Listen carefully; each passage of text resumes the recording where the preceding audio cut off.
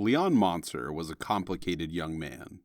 In the investigation that ensued following his disappearance, it would become public knowledge that he was an alcoholic, abusive towards his wife Irene, and had a tendency to be unfaithful with his romantic partners.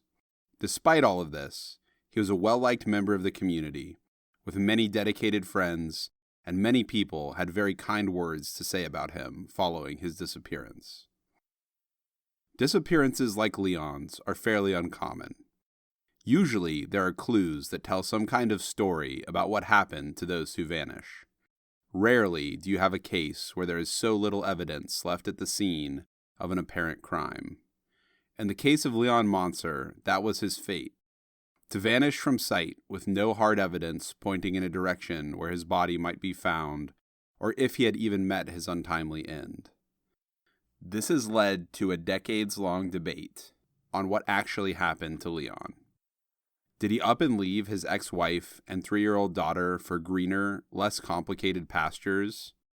Did he run afoul of some sinister group or individual that sent him to an untimely grave? Or was he purely the unlucky victim of some happenstance? Hi, I'm your host, Zach Williams. Welcome to Compulsion.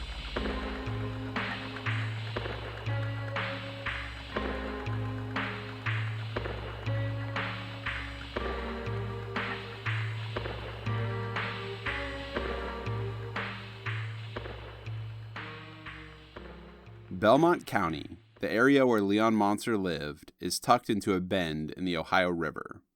It is a lush area covered in vegetation right on the edge of Ohio, fading into West Virginia. Its craggy slopes and winding roads serve as the gateway to the great Appalachian Mountains to the east. Wheeling, West Virginia is the largest city in the area. Life in the area flows out of Wheeling and trickles into the small communities dotting Belmont County.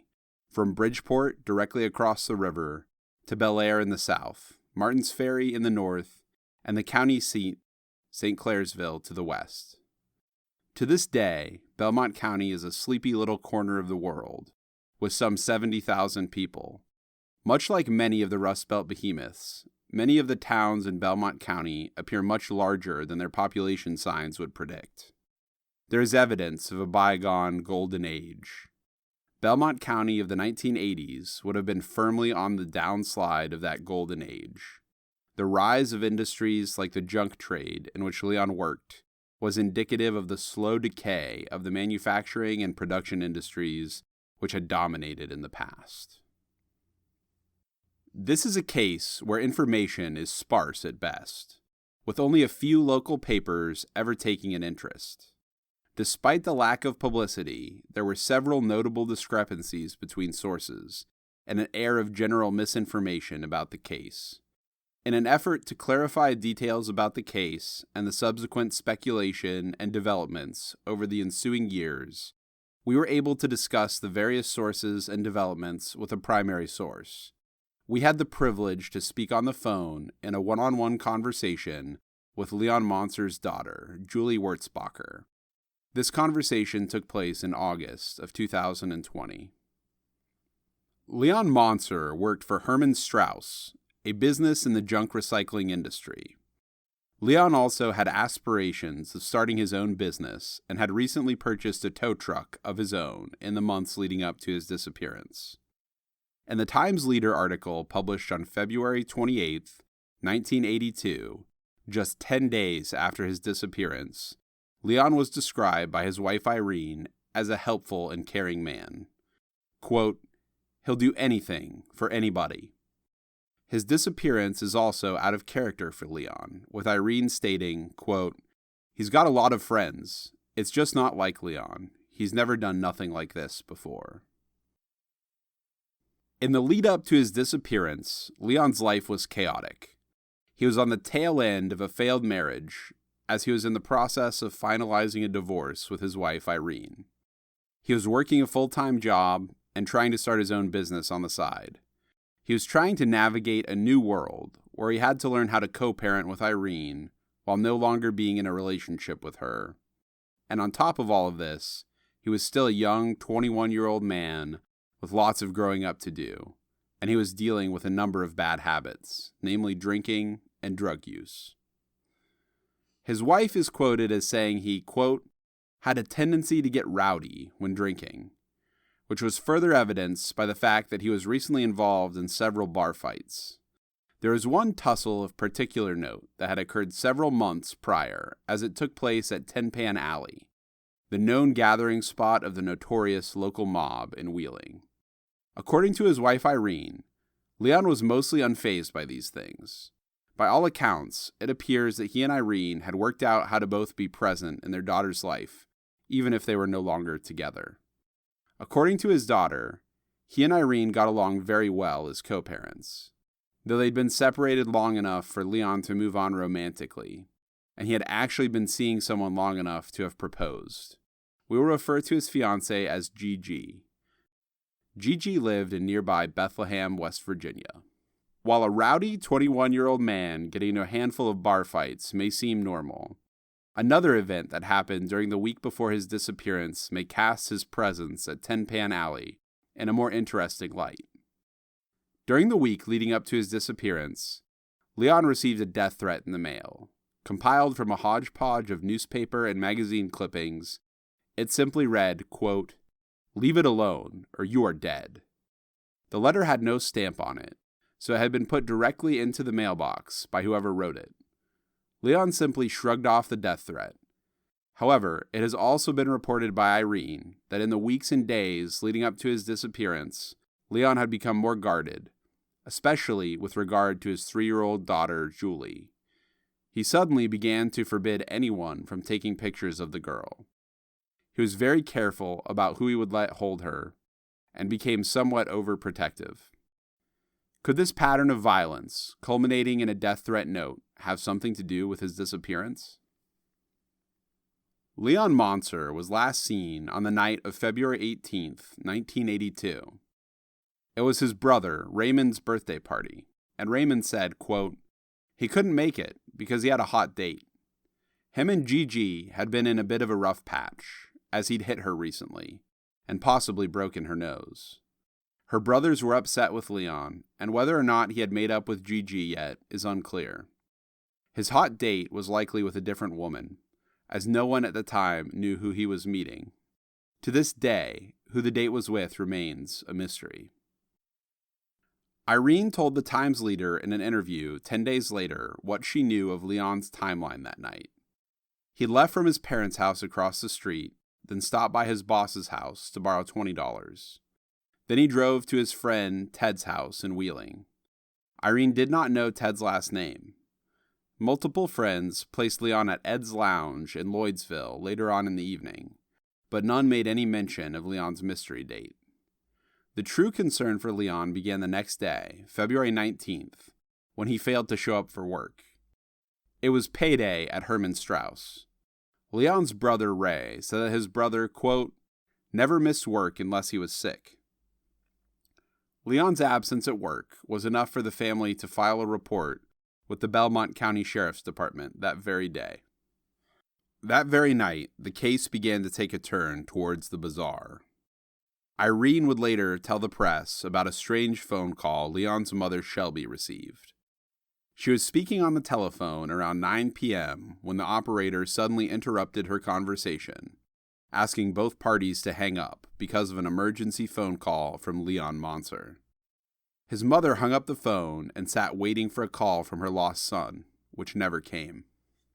The next day, Irene and Raymond decided to take the search into their own hands. They drove around the Bannock area, as Leon had been known to cruise around the old mining roads. After searching for a while, they spotted Leon's gray Dodge Aspen parked in a ditch off the side of the road. Irene told WTOV9 that, quote, my heart sunk. I mean, I was happy. I was really happy because I figured maybe he was in there sleeping or something like that. But he wasn't there. The car was empty, along a road that branched from 331 near Belmont Technical College. Persons living in the area told Irene that the car had been sitting in that same location since Thursday night, the day Leon had vanished. It was not near Powerline Park, as reported in other articles, The car had empty beer cans and an empty bottle of wine. According to Raymond, while they were examining the car, a local resident stopped and told them that the car had been idling and the lights had been on, and he had turned the lights off and taken the key out before Irene got there, and he'd put the key in the ashtray. The key found in the ashtray, however, was a spare, and Leon's usual keys were missing. There was also a flashlight missing from inside the car. Some articles report that the driver's side door was open, though this is not mentioned in every article, and some articles mention that the inside of the car was muddy. Julie later remarked that the mud by itself was not suspicious, as it was February. In addition to the spare key, Leon's wallet, his cigarettes, and coat were all in the vehicle. Some sources reported signs of a struggle, which likely just alluded to his valuables being left behind and the car being muddy. In 2007, local authorities would say the suspicious nature of the car indicated foul play. Later in 2007, Sheriff Fred Thompson told the State Journal that it, quote, sounds like someone knew he was going to be out there on this road at a certain time, and they had a surprise for him. Moncer's family notified authorities of the discovery right away and tried to turn the car over to them. But according to Irene, they said, quote, keep it, get it out of here. They had the car towed to Leon's parents' house, where it would sit in the front yard for years. In later articles, local authorities mildly criticized this police work, saying that had the car been found today, it would have been thoroughly examined. On February 28th, Irene told the Times-Leader that she hoped Leon just needed time to, quote, get his head together, because he was under stress due to the divorce and the pressure of trying to start his own business.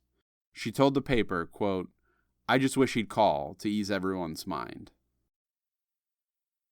While family members conducted searches for Leon following his disappearance, the sources do not mention any large-scale effort on the part of law enforcement. As of the 28th, Irene had visited several drinking establishments in Wheeling looking for possible clues to Leon's disappearance. 3 people told her that they saw Leon on February 20th in a Wheeling bar on Main Street. Irene reported being skeptical as to whether this individual was actually Leon. On March 5th, Leon's sister Cindy thought she saw Leon walking around town, but later said she wasn't sure. The investigation on the part of law enforcement largely stopped after this sighting.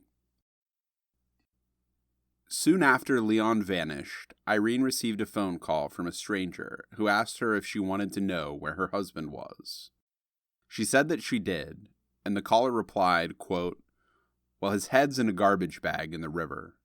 His arms and legs are out in the strip pits. Any searches or follow-up to this phone call on the part of law enforcement were not documented if they occurred. For months after Leon's disappearance, Irene thought there was someone in a pickup truck following them. If she ever got the plates or turned them over to law enforcement, it's unclear. To make matters worse, someone started lurking around outside her house. Irene said, quote, this person would stand out in the front of our house. He was in blue jeans and a black shirt with a hood on it, and he would stand there. I thought it might be him, referring to Leon. Julie was everything to him. So was that him wanting to see her or to know what she looked like? I don't know. During this time, they had moved about half a mile away from the house they'd lived in when Leon was there, but this mysterious figure knew their new address.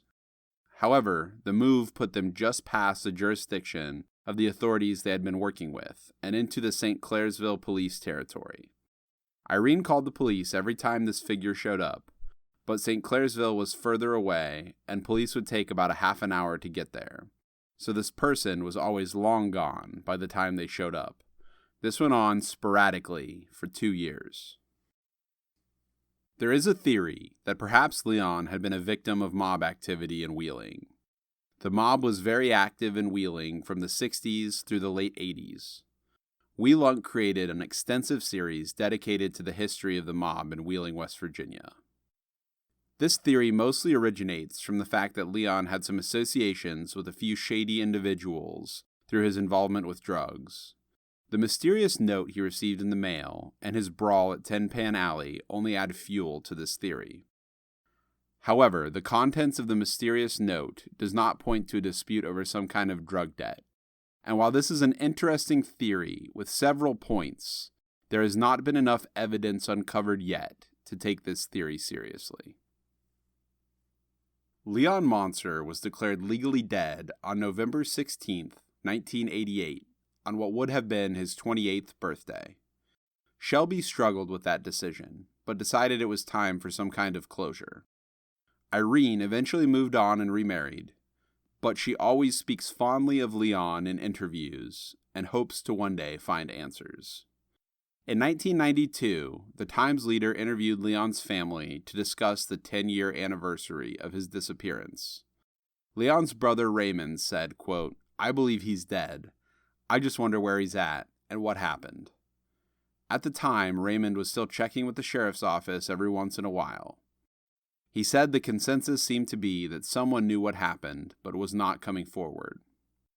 Donald Samples echoed this, saying, quote, "It could be that he doesn't want to be found, but we haven't ruled out foul play," and told the paper that he was still following up on leads, but no one had come forward with anything useful so far. Samples said, quote, "You can only take an investigation so far, and then you need help from the public." During that interview, Shelby Moncer told the Times leader, quote, "All I want to do is find out where he is before I die." She kept Leon's keys, cigarettes, and loose change that was found in the car, along with much of his old clothing. She passed away in 2010, and just like her husband, she never found the answers she was looking for about her son, Leon. Later, in a 2015 interview with Weelunk, Julie remarked on her grandfather's struggle to find answers, saying, quote, "I also feel I need to do this for my grandfather, because he tried, but he passed away without answers. When I was young, it wasn't this hard. It was what it was, but the older I get, I feel like I'm missing something."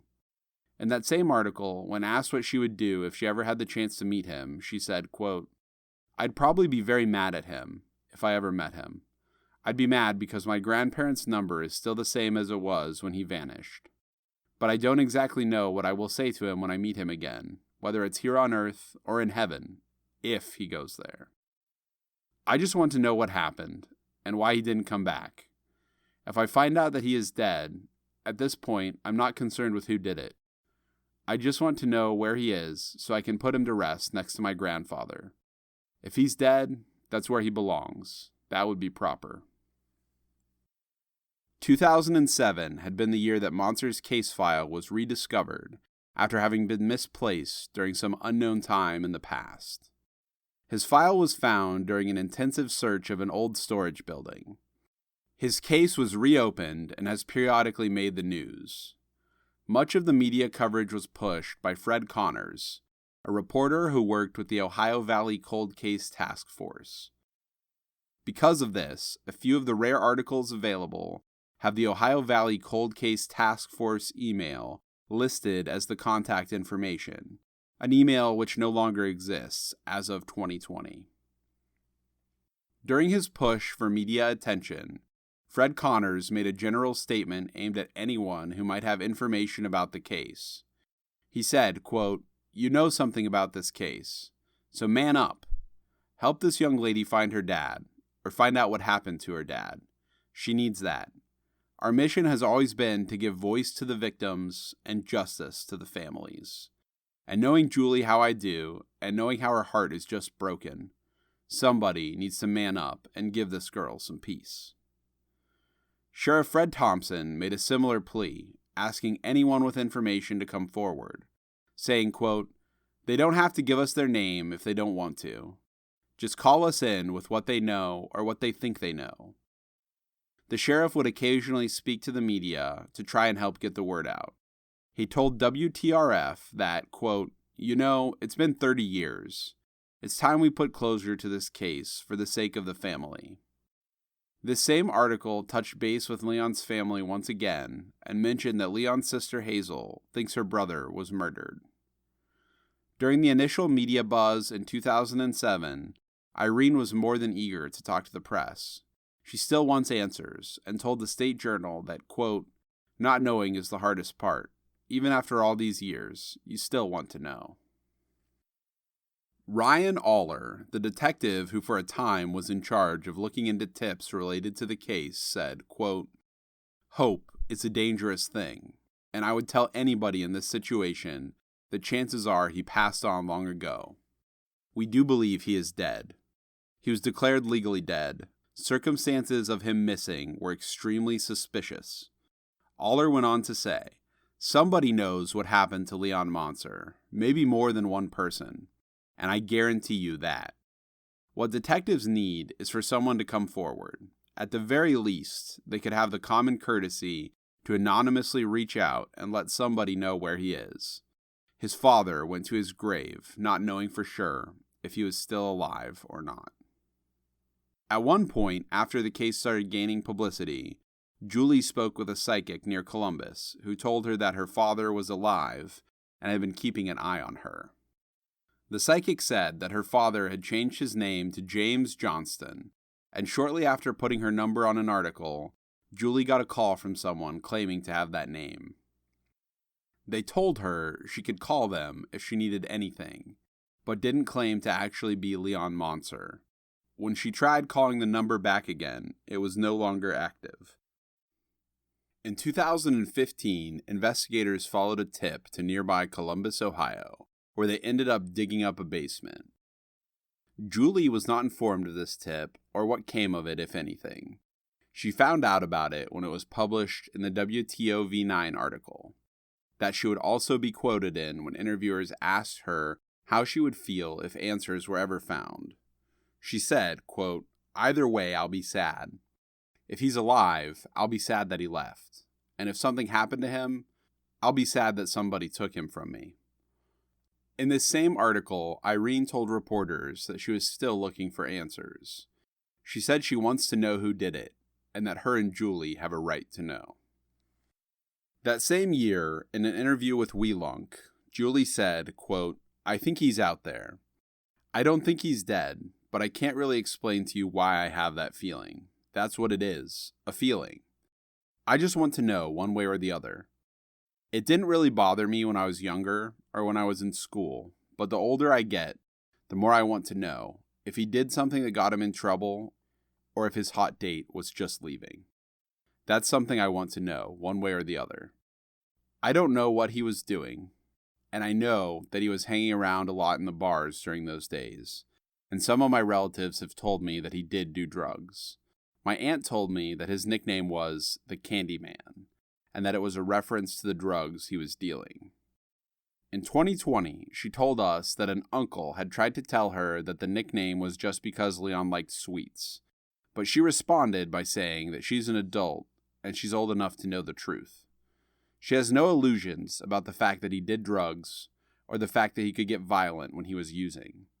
She goes back and forth on what she believes, but right now is leaning toward the idea that he was in over his head, possibly involved with some dangerous people, and decided to disappear. She said it would have been easier to do back then. These days, Julie is in her 40s with a family and a child of her own. She thinks about her father often, but isn't sure what else to do to garner publicity. In the Weelunk article, she said, quote, "I am very frustrated, but I'll only stop when I'm dead. That's when this will stop for me. I just keep thinking that if I keep pushing, someone will eventually feel guilty enough to come forward and tell me what I want to know, what I need to know." Julie told us that she wants to bring more attention to her father's case.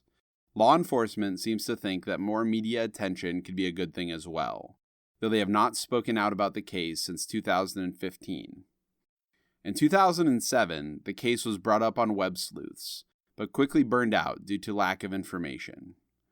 Last year, the case gained a bit of notoriety on Reddit, sparking a bit of interest, though the comments were largely suspicious of Irene, and many of them accused her of being involved, which is hopefully not a glimpse at what the discussion around this case could devolve into if it does capture the attention of the internet.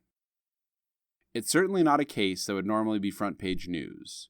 When a loved one goes missing nowadays, people will try to hide the less flattering parts of the missing person's life, because even the slightest hint of trouble will destroy any press interest in the story. The homeless population, sex workers, and criminals do not get reported on. With Leon Moncer, we already know about the less flattering parts of his life. Moncer sold drugs and was unfaithful and abusive towards his romantic partners. In the fairly limited media attention this case has gotten so far, a few commenters have not been afraid to voice a sort of good riddance opinion about him. But whatever you think about Leon Moncer, his family wants to know the truth.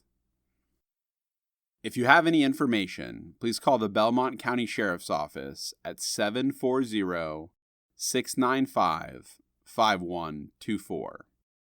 And for everyone else, Julie Wurzbacher runs the Facebook page at Help Find Leon Moncer, where she posts updates and is trying to find more people to spread the word.